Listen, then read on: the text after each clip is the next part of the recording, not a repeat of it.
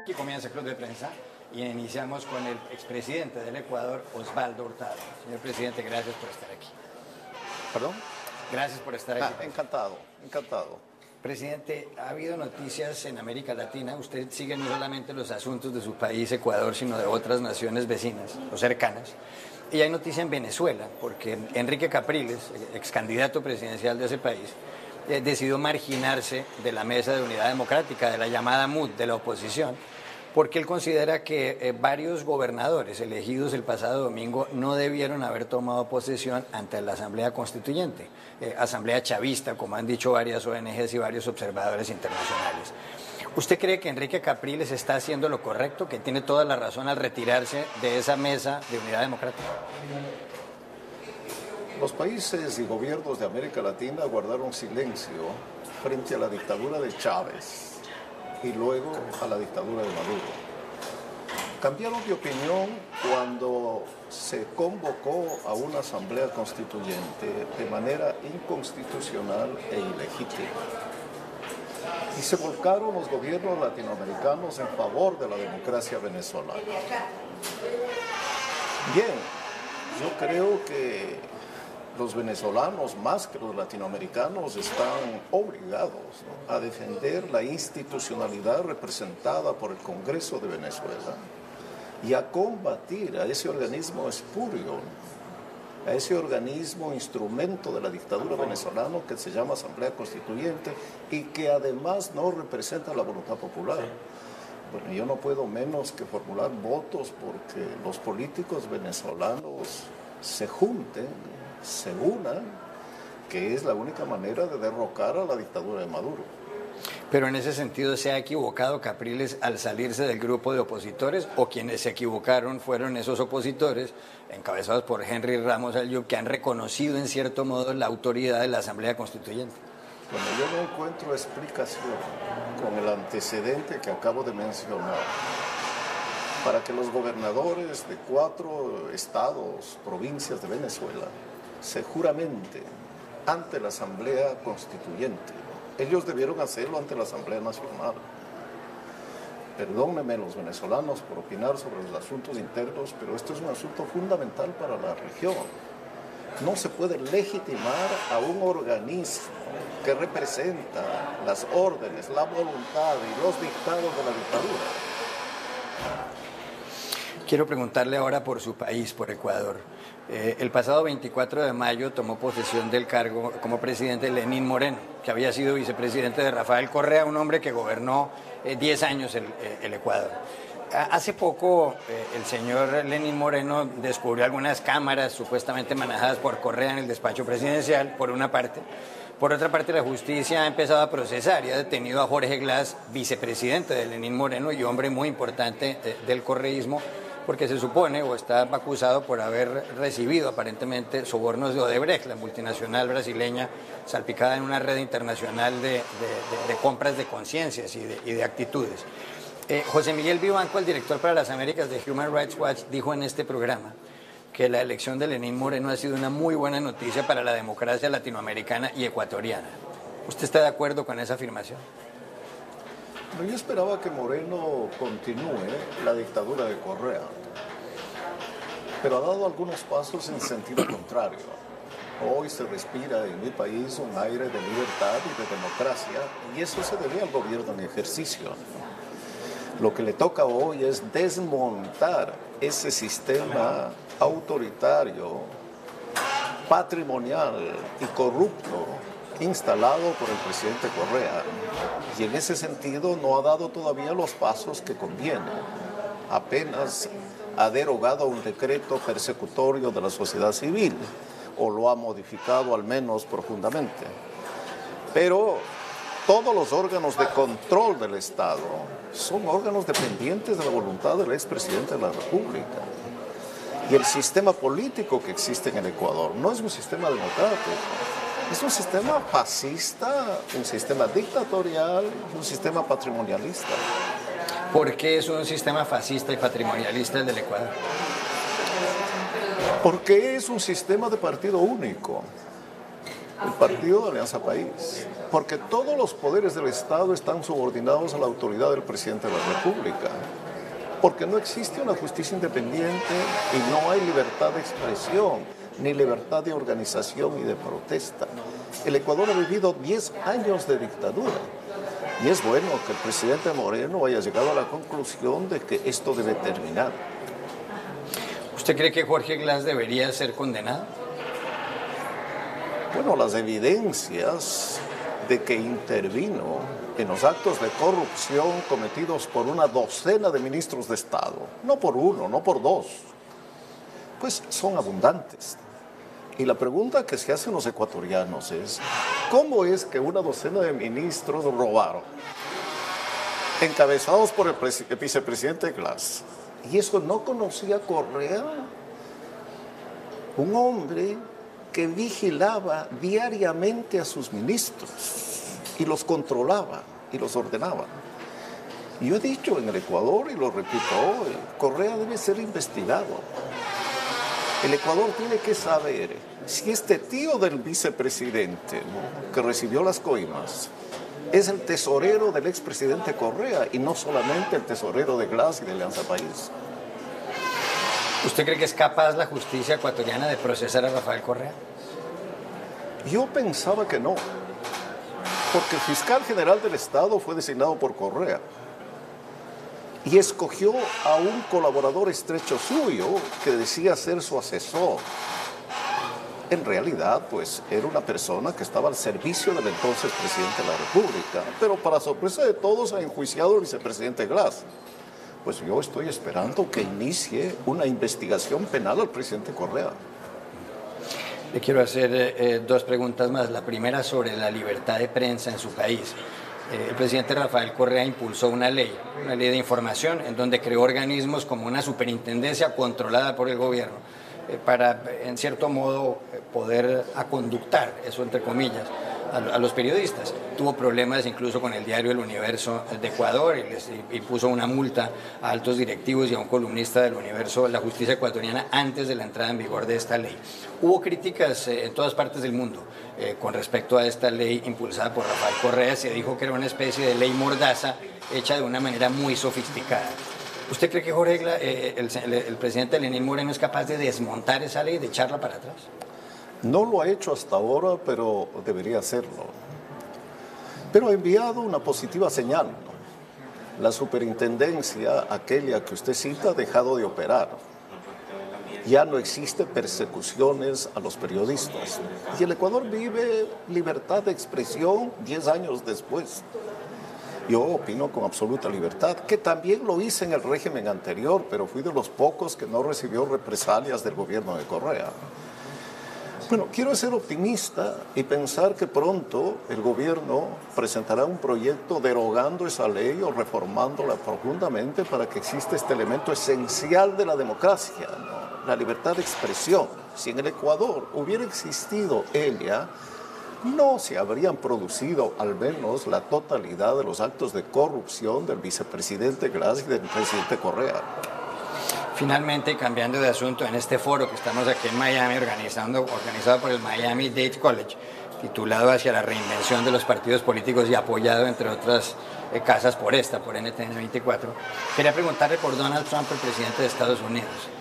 Recientemente, el columnista Bello, que ese es el seudónimo que utiliza Michael Reed en la revista The Economist, decía que Donald Trump tiene una política y varias a la vez con respecto a América Latina y que no se entiende muy bien esa política. ¿Cuál es? Usted, como expresidente del Ecuador, ¿cómo valora las actitudes de Trump con respecto a América Latina?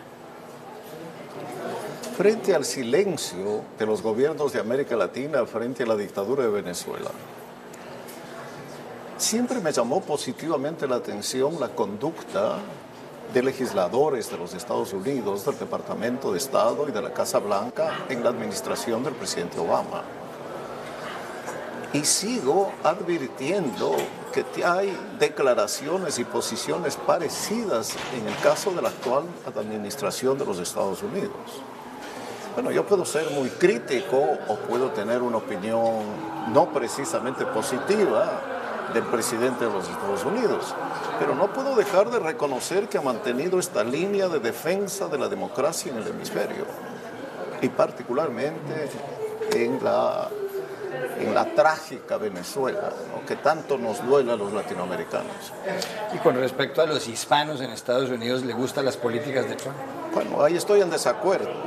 Ahí estoy en desacuerdo, como pues también estoy en desacuerdo de que los Estados Unidos abandone pues aquella responsabilidad que tiene, ¿no?, frente al bienestar de la humanidad y frente al bienestar de los pueblos. No, pienso que los emigrantes, y Miami es un buen ejemplo, los emigrantes que han venido de América Latina y de todas partes del mundo a los Estados Unidos han transformado este país. Esta ciudad, pues hablaba con un empresario ecuatoriano, era un pueblo hace 40, 50 años.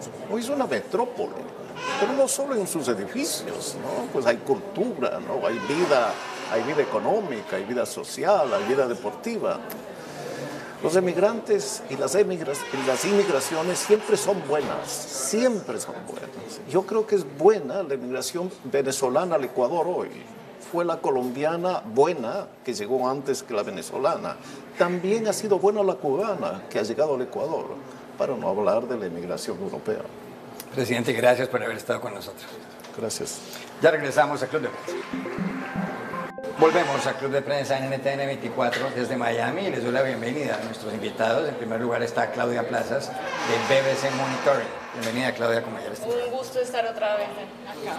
Marcos Martínez, periodista mexicano, gracias por estar aquí, también de BBC Monitoring.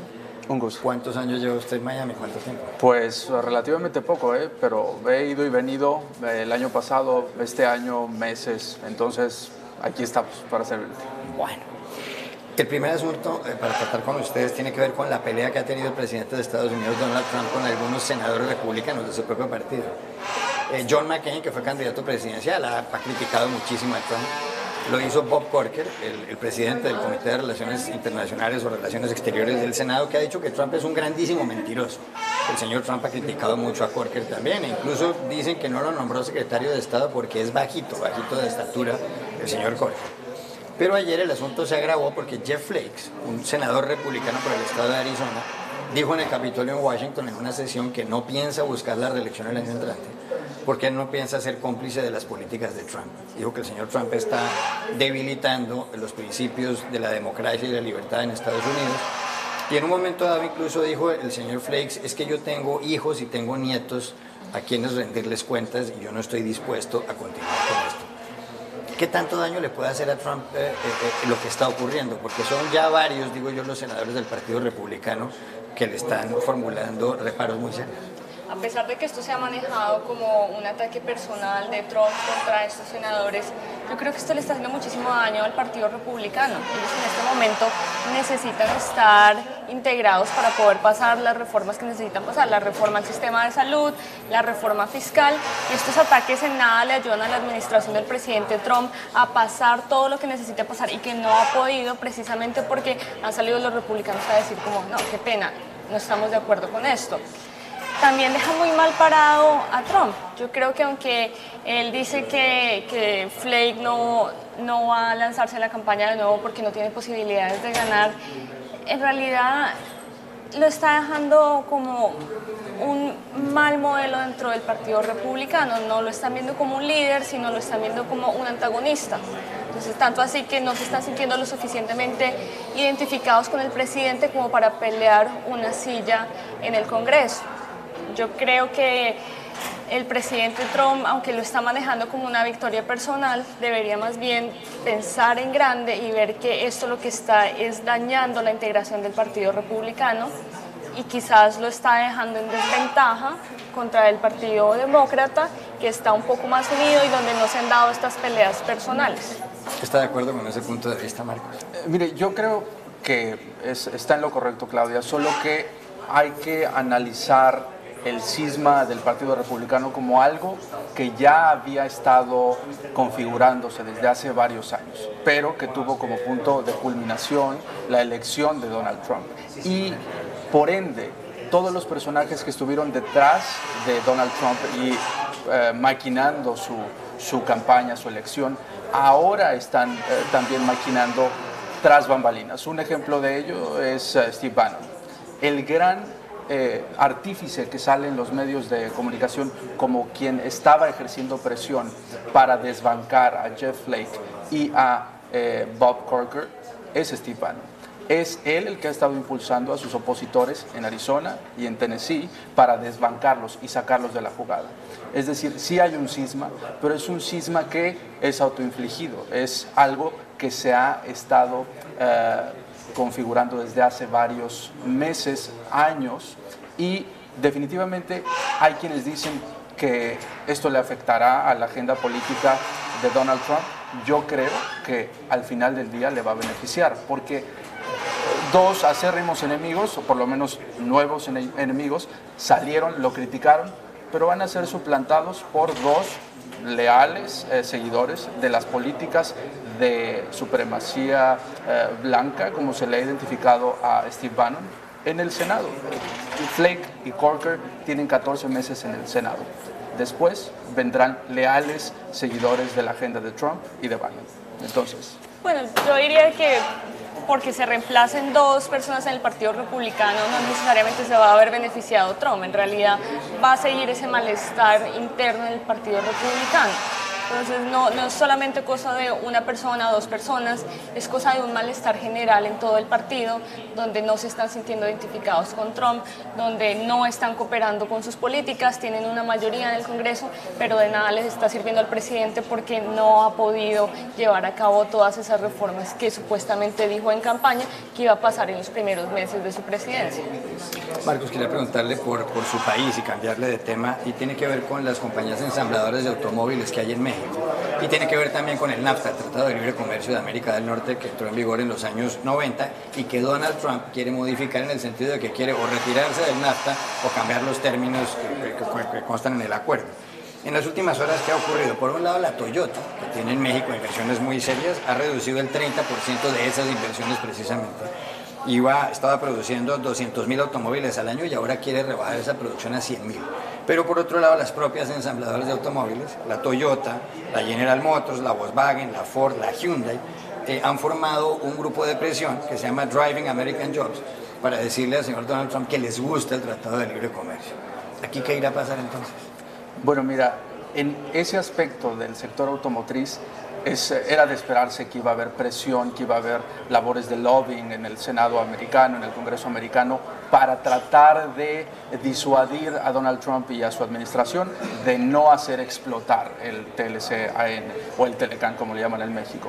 Esto es algo que ya se veía que iba a venir, también está pasando en el sector agropecuario, también está pasando en otros sectores que se verían afectados. Lo que dicen los analistas es que sí, las propuestas de Donald Trump en las negociaciones están encaminadas a hacer explotar el tratado. Lo que dicen los lobistas es que es una estrategia de negociación de Donald Trump para tratar de salir avante y decir yo gané en esta negociación, que es su estilo. Lo que se ve que puede pasar y que el gobierno mexicano ha dicho es que en cualquier momento, debido a la incertidumbre que hay generada por las propuestas de Estados Unidos sería el primero en levantarse porque México y Canadá han asumido una postura de esperemos y vamos a ver qué puede ceder el gobierno estadounidense.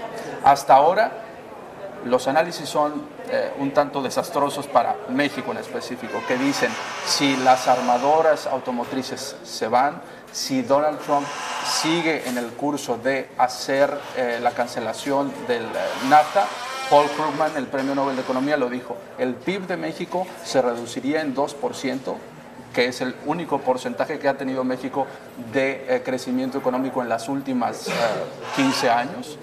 Es decir, nos dejaría a México en una recesión. Sería desastroso.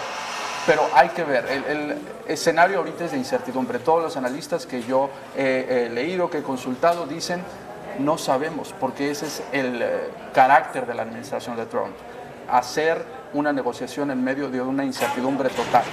Ese es el escenario actual. Un minuto, Claudia. A mí la verdad me parece una jugada muy interesante y muy inteligente de Toyota porque están yendo a la fija y se están cubriendo en todas sus bases. Puede que en México tengan costos más bajos, mano de obra más barata, pero entonces están moviendo parte de la producción a Estados Unidos en caso de que la renegociación del NAFTA fracase y tengan que pagar aranceles más altos, igual tienen ahí sus plantas en Estados Unidos. Pero igual esto es un tiro y afloje, esto no necesariamente es un éxito para Trump, porque como vimos, por ejemplo, como pasó con Ford. Ford en enero, 17 días antes de que Trump se posesionara, dijo, ¿sabe qué? Vamos a cancelar nuestros proyectos de la planta en Hermosillo que tenían en México. Y entonces Trump vio eso como una capitulación de Ford. Pero ¿qué pasó? Que Ford, en vez de mover eso a Estados Unidos, dijo, no, nosotros vamos a mover parte de toda esa producción a China. ¿Y qué pasa? Que parte de las partes que se usaban para los carros se hacían en Estados Unidos. Entonces ahora quedó la incógnita y Estados Unidos va a producir esas partes que se necesitan para el ensamblaje de los carros en China, quizás no. Entonces en realidad Estados Unidos vino perdiendo, a pesar de que también México perdió en este tire de afloje que tienen por el NAFTA y con la industria automotriz. Es importante hacer notar ahí que las ensambladoras, por un lado dicen vamos a retirar nuestras empresas, nuestras plantas de México, pero hay un sector muy amplio de industrias que actualmente están abriendo y moviendo sus operaciones de Estados Unidos a México. Hay un reporte reciente de Bloomberg que dice, pese a las amenazas de Trump, muchos empresarios americanos están haciendo una calculación muy exacta de, a ver, sin NAFTA, cuántos impuestos pagaríamos para traer nuestros productos de México a Estados Unidos, pero cuánto nos cuesta un empleado en Estados Unidos. Y en ese cálculo sigue siendo más barato para muchos sectores de México estar en México. Ya regresamos a Club de Prensa. Volvemos a Club de Prensa en NTN 24 desde Miami, en este encuentro de expresidentes organizado por el Miami-Dade College. Y tenemos a un invitado muy especial, se trata del expresidente del gobierno español, José María Aznar. Señor Aznar, gracias por estar aquí. Con mucho gusto. Hay una crisis política muy seria en su país, en España. Desde que el pasado 1 de octubre el gobierno regional catalán, la Generalitat, convocara un referéndum. Salieron varias personas a votar, miles de personas a votar. Según el gobierno de la Generalitat y del presidente Carles Puigdemont, el presidente regional, más del 90% de los ciudadanos votaron a favor del sí a independizarse con respecto a España. Este referendo va contra la ley, según el Tribunal Constitucional Español, y el gobierno central de España, de Mariano Rajoy, no lo reconoce. Ahora ha habido una serie de desarrollos y se espera que en algún momento el señor Carles Puigdemont someta a consideración del Parlamento Regional esa declaración de independencia, que él la hizo, pero la suspendió. Y el gobierno central español quiere aplicar el artículo 155 de la Constitución, que le permite tomar las competencias del gobierno regional. La primera pregunta que le quiero hacer es la siguiente. Si el señor Puigdemont convoca a unas elecciones regionales en la Comunidad Autónoma de Cataluña, que es una de las 17 de España, ¿debería el gobierno central suspender la aplicación de ese artículo 155? Bueno, vamos a ver. Yo no puedo, sin entrar en cuestiones que son cuestiones más bien de detalle, ¿no? La cuestión es que nosotros estamos viviendo un proceso de golpe de Estado, un proceso de secesión y de separación de un intento de una parte de España de España. Eso está declarado absoluto, eso es ilegal, eso está fuera de la ley, está fuera del marco constitucional y el gobierno, con muy buen criterio, ha decidido restablecer el orden constitucional. Probablemente tenía que haber intervenido antes, pero ya que lo ha decidido, está bien que intervenga ahora. Y que naturalmente de lo que se trata es de restaurar el orden constitucional y de restaurar el Estatuto de Autonomía, que ha sido vulnerado por el ejercicio de los secesionistas golpistas que existen en este momento en Cataluña. Yo creo que el artículo 155 se tiene que aplicar en cualquier circunstancia y en cualquier caso, porque de la ley no se entra y no se sale porque uno quiere. Uno no dice, usted no puede decir, oiga, yo me voy ahora 2 semanas o 2 meses de vacaciones fuera de la ley y regreso a la ley y dice, aquí no pasa nada. No, cuando se hace un acto de sedición, cuando se hace un golpe de Estado, hay consecuencias políticas y consecuencias judiciales, las dos. Pero la primera obligación que tiene el gobierno y los poderes del Estado es restablecer el orden constitucional, restablecer la seguridad y restablecer las posibilidades de convivencia totalmente libre y pacífica en Cataluña. Todo lo que usted dice es cierto y por supuesto se ajusta a la ley, pero hay un problema y es que hay millones de personas en Cataluña saliendo a la calle a pedir independencia. ¿Cómo se puede resolver eso? Hay millones de españoles que dicen que el destino de España lo deciden ellos, no lo deciden un puñado de secesionistas en Cataluña. Claro, el destino de España es de todos los españoles. La soberanía de España reside en el pueblo español y somos los españoles los que tenemos que decidir nuestro futuro. No van a decidir por nosotros y no creo que no se va a decidir por ningún país, una pequeña parte, una pequeña fracción por los demás. Si usted dice hay muchas personas en Cataluña, ¿hay algunas personas en Cataluña que pueden tener sentimientos independentistas? Yo le digo, probablemente sí. ¿Hay más que no lo tienen? Seguro que sí. Y hay millones de españoles que desean que no se desgaje Cataluña de España, por supuesto que sí. Y si es así, si hay una mayoría de catalanes que quieren permanecer en España, lo que se pregunta mucha gente internacionalmente es, ¿no debería haber una reforma a la Constitución, todo dentro de los cauces legales, para que se permitiese que en ciertas regiones o en distintas regiones de España hubiera un referendo independentista con un porcentaje muy alto para que ganara el sí o el no? ¿Usted no cree que esa es una solución? Salvo en la Constitución de Etiopía, que puede ser un ejemplo para algunos. O sea, la Constitución de Etiopía, el derecho a autodeterminación no está reconocido en ningún país del mundo. Y eso no se acepta en ningún país del mundo. Y por supuesto eso está fuera de la Constitución española. Y en mi opinión fuera del más elemental sentido político, ¿no? Y está declarado ilegal, además, por la Constitución. Yo creo que cuando no se respetan las reglas del juego, cuando no se respetan las normas, cuando no se sitúa al fuero de ley, cuando uno da un golpe de Estado, la reacción debe ser restaurar la ley y, evidentemente, que asuman sus responsabilidades los que han dado el golpe de Estado. Pero usted dice que solo en la Constitución de Etiopía se permite eso. ¿Y qué ha ocurrido entonces en Quebec, en el Canadá o en Escocia, en el Reino Unido? Bueno, pero eso son cuestiones relativas a que no reconocimiento constitucional del derecho de autodeterminación. Se puede autorizar en determinados países un referéndum. Yo no lo habría hecho. ¿Y por qué tienen los quebecuas derecho a decidir el destino del Canadá y no el resto de los canadienses? ¿Y por qué los escoceses pueden decidir el destino del Reino Unido y no el resto de los británicos? Claro, son unas cosas que realmente yo desde ese punto de vista, con independencia de lo que legalmente o constitucionalmente pueda advertir cada país, eso puedo respetarlo, pero no lo puedo entender y no lo puedo compartir. ¿Cómo cree usted que va a retornar la normalidad a Cataluña? Si se aplica la ley, si el gobierno central español toma algunas competencias, convoca a ese gobierno central español en las elecciones autonómicas, ¿usted cree que la gente volverá a sus casas y no habrá más manifestaciones? Cuando se respete la ley, cuando se respeta las normas, cuando se respete la Constitución, cuando el Estado de Derecho prevalece, cuando las reglas del juego se respetan, pues eso es la vuelta a la normalidad. Evidentemente estos procesos son procesos muy complicados. Y un proceso de secesión no se organiza todos los días y tiene sus consecuencias, pero cada uno tiene que cumplir sus obligaciones. Y naturalmente yo espero que el Gobierno y el Estado estén a la altura de las circunstancias en el cumplimiento de unas obligaciones en las cuales está en juego la continuidad histórica de España, está en juego la libertad de España, está en juego la democracia de España, y no solamente de España, sino de gran parte de Europa. Y en eso, con esas cosas, pues no es para que jueguen pues, un puñado de secesionistas, por más o menos numerosos que sean. Lo que está ocurriendo en Cataluña tomó por sorpresa a una serie de países en el mundo. Incluso aquí en Estados Unidos nadie pensaba que existiera ese problema, sobre todo para las gentes que no siguen muy de cerca lo que está ocurriendo. ¿No hubo aquí un mal cálculo del presidente Mariano Rajoy? Porque cualquier observador internacional diría cómo un presidente de un gobierno no se dio cuenta de que esto podía llegar hasta allá. ¿Se equivocó ahí Rajoy? Ahora lo que importa es que actúe. Vamos a decir, porque no es el momento de aunar las mayores voluntades posibles en unos momentos complicados. Lo que es importante es que actúen y que se actúe.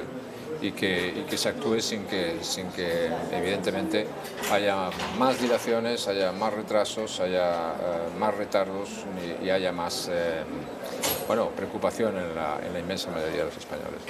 Antes de preguntarle por otro país o por otros países, le quería preguntar por lo siguiente. Hay gente en España que considera que en gran parte lo que está ocurriendo en Cataluña puede haber empezado en su gobierno. Cuando usted fue elegido presidente en el año 1996, usted hizo un pacto con Convergencia y Unió, el partido más importante en Cataluña, y con Jordi Pujol, que era el líder de esa colectividad. Creo que se llamaba el pacto del Hotel Majestic, que fue en donde se concertó todo.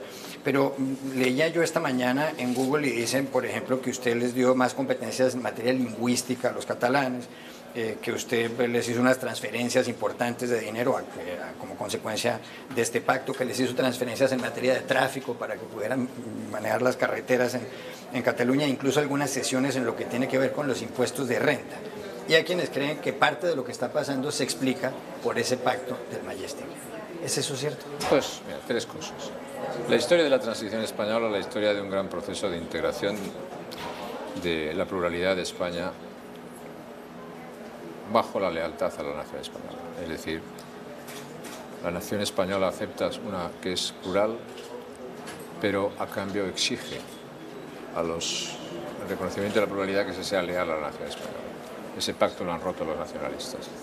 Segundo, la participación de partidos nacionalistas durante los años de la transición, en los primeros gobiernos, pues fue una participación en la que no eran partidos secesionistas, si dejamos al margen lo que significaba el terrorismo fundamentalmente. Segundo, antes de llegar yo al pacto del Majestic, al que usted se refiere en el año 96, que fue un pacto público, y están publicados los papeles, pues llegó un pacto, mi predecesor Felipe González, que también tuvo un pacto con Convergencia y Unión. Formaba parte de la lógica de la transición.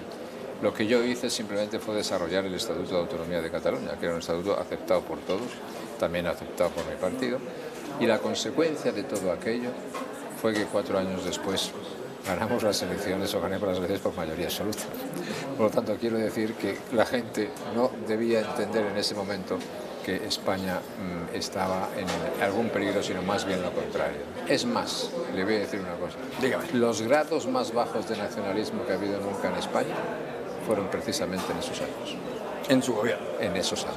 En el año 97, en el año 2000 y en el año 2003. Los más bajos según todas las series históricas de nacionalismo. Pero yo no tengo que decir que ese pacto fue público, fue un pacto global y extraordinariamente alabado. Ahora otra cosa distinta es que cuando se paga una patada en la mesa, se rompen las reglas del juego y uno deja de ser autonomista para pasar a ser independentista o secesionista, las responsabilidades están en un sitio. Pero entonces la culpa la tienen los independentistas catalanes, porque si en su gobierno Obviamente, todo estaba tan controlado en apariencia. Bueno, yo quiero decir que formaba parte de la historia de la transición española.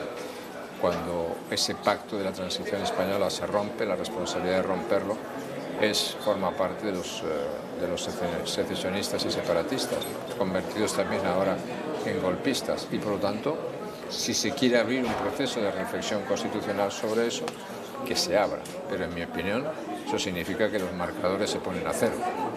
No se hace para satisfacer precisamente ninguna demanda secesionista. Quiero cambiarlo de país y preguntarle por Venezuela, un país cuya política sigue usted muy de cerca.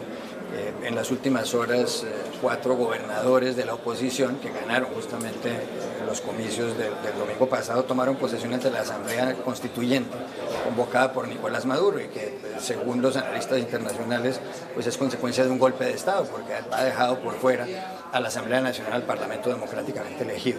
Como consecuencia de eso, Enrique Capriles, uno de los candidatos presidencial y uno de los líderes de la oposición, decidió retirarse de la mesa de unidad democrática, es decir, del bloque opositor. ¿Tiene razón Capriles ahí? ¿Se equivocó la oposición? Yo creo que, por decirlo, había 3 pilares fundamentales en Venezuela. Uno era la unión de la oposición, otro era el pueblo luchando en las calles por su libertad y otro era la presión internacional. Yo nunca he estado muy satisfecho de la presión internacional porque creo que debe ser mayor. Me parece admirable lo que ha hecho el pueblo venezolano en sus calles defendiendo la libertad y la democracia y ojalá lo siga haciendo. Y en tercer lugar, le tengo que decir que la unidad de la oposición, pues desgraciadamente, algunos la han quebrado y eso es un problema muy grave. Ha habido personas de la oposición venezolana que se han convertido literalmente en cómplices del régimen de Maduro. Y por lo tanto, desgraciadamente, eso es un hecho que tenemos que constatar y ver cómo, en la medida de lo posible, se puede intentar mantener la mayor unidad posible, pero con unos objetivos muy determinados. Lo que ha pasado es sencillamente, en mi opinión, lamentable. Otro país al que usted sigue mucho, y con esto le hago la penúltima pregunta, es Colombia. El presidente Juan Manuel Santos firmó un acuerdo de paz con las FARC. Posteriormente fue ratificado por el Congreso de la República, aunque antes de eso hubo un plebiscito en el que ganó el no. Y ya está en marcha lo que llaman los colombianos el posconflicto. Hay elecciones presidenciales en mayo del año entrante, la primera vuelta. Y es previsible que se presente un candidato de Álvaro Uribe, del uribismo, quien fuera el presidente anterior a Santos. Hay gente en el sector del uribismo que dice que si llegara al poder habría que reversar en cierto modo lo acordado con las FARC. ¿A usted le parece eso una buena idea? A mí me parece que Uribe, el presidente Uribe, que en este tema está de acuerdo con el presidente Andrés Pastrana, pues tiene mucha razón en lo que dice. Y antes que usted me preguntaba sobre Venezuela, creo que la persistencia del régimen de Maduro es una muy mala noticia para Colombia. Y mi opinión es que ustedes, los colombianos, deberían estar muy atentos, porque si el régimen de Maduro prevalece y no prevalece una posición similar a las del presidente Uribe, Colombia puede tener problemas en el futuro. Esa es mi opinión. O sea, ¿usted cree que puede llegar lo que llaman los uribistas el castrochavismo a Colombia? Yo creo que pues es un riesgo que existe ciertamente sobre Colombia en este momento. Una última pregunta. Estados Unidos es uno de los países, o si no el más, uno de los países más importantes del mundo, aliado además estratégico de España. Está gobernando desde el 20 de enero Donald Trump en este país, en la Casa Blanca. ¿A usted le gusta Trump o le molesta? Bueno, no es tanto decir que me gusta o me molesta, hay que juzgar a las personas por los hechos, ¿no? Digamos que Trump no pertenece a la categoría de los políticos con los cuales yo me puedo identificar fácilmente, ¿no? Ni a mi estilo político, ¿no? Ni a mis modos de actuar, ¿no? Y por lo tanto, con eso tengo que contestar una parte de su pregunta, pero los hechos son los que hay que juzgar, ¿no? Yo creo que son tiempos de enorme confusión, de enorme división, de enorme confrontación, donde se necesita mucha claridad y desgraciadamente no se tiene, ¿no? Creo que hay iniciativas que no sé si saldrán, pero que son positivas, como es el tema de la reforma fiscal. Creo que hay iniciativas muy negativas, como es todo el cuestionamiento del libre comercio y todas las relaciones con México y las migraciones, etcétera, etcétera. Y creo que hay cuestiones enormemente confusas desde el punto de vista de la política exterior, ¿no? Por lo tanto, quiero decir que no estamos en el mejor momento. Pero, es decir, usted le da un No 6, estamos en el mejor momento. Que eso pueda mejorar o no pueda mejorar, no lo sé. Deseo que mejore, porque pero le preocupa, ¿no? Le preocupa un poco sí, lo que está pasando aquí. Me preocupa un poco, no, me preocupa mucho. O sea, le da menos de 6 sobre 10 usted al señor Donald Trump como presidente. Digamos que me preocupa mucho. Muy bien, gracias por haber estado Muchas aquí. gracias, muy amable. Ya regresamos a Club de Prensa. Volvemos a Club de Prensa en NTN 24 desde Miami. Últimos 3 minutos de programa. Acaba de decir aquí el expresidente del gobierno español, José María Aznar, que la oposición venezolana, los miembros de la oposición venezolana que tomaron posesión de las gobernaciones que obtuvieron en los comicios del pasado domingo ante la Asamblea Constituyente son cómplices de Nicolás Maduro. ¿Está de acuerdo? La verdad diría que no necesariamente son cómplices, pero era de esperarse que no cayera bien dentro de la MUD, primero que juramentaran ante la Asamblea Nacional Constituyente que tanto había criticado, porque resulta incoherente, resulta incoherente tanto dentro del partido como al frente de los votantes y de esa gente que salió a arriesgarse en las demostraciones. Y también sentó muy mal que se reunieran con Maduro, eso ya fue otro nivel de molestia. No tanto cómplices, pero yo creo que sí faltó un poco de lealtad con la MUD por el hecho de defender sus propios principios y quizás esa oportunidad de seguir batallando en la arena política venezolana, quizás sí les faltó un poco de coherencia en su accionar y en la visión que habían manejado y en todos estos años de lucha que habían tenido en contra primero del gobierno del presidente Chávez y ahora del presidente Nicolás Maduro. ¿Son cómplices de Maduro? Mira, yo creo que en este escenario de una posición fragmentada, lo que hay que definir es quién quiere avanzar de la situación actual en la que están estancados desde hace ya varios años. Hay ciertos sectores de la oposición que están dispuestos a un acercamiento sin conceder el total control que busca Maduro y que ha logrado de alguna manera con la creación de la Asamblea Nacional Constituyente, con diferentes métodos que él ha impuesto de una manera autoritaria, pero si en este juego de lealtades en el que cierto sector dice estoy dispuesto a aceptar las gubernaturas o gobernaciones que ganamos, entonces en ese caso sí podrían ser aliados, pero una alianza que para Maduro no va a ser del todo beneficiosa, simplemente va a reconfigurar a los diferentes factores de poder que están actualmente pues en el escenario político de Venezuela. Mientras sigue aislando a la oposición del poder, claro. Aislada ya está, sí. Finalmente. Pero un poco más, ¿no? Ellos siguen batallando, pero igual las siguen arrinconando más de lo arrinconadas que están y a pesar de que tenían apoyo internacional, ahora yo me imagino que los gobiernos van a salir a decir nosotros con qué cara decimos que la Asamblea Nacional Constituyente es ilegítima si una parte de la oposición la está reconociendo. Gracias, Claudia, por haber estado aquí. Gracias, Marcos, también por haber estado con nosotros. Gracias. Y a ustedes los espero mañana nuevamente en Club de Prensa.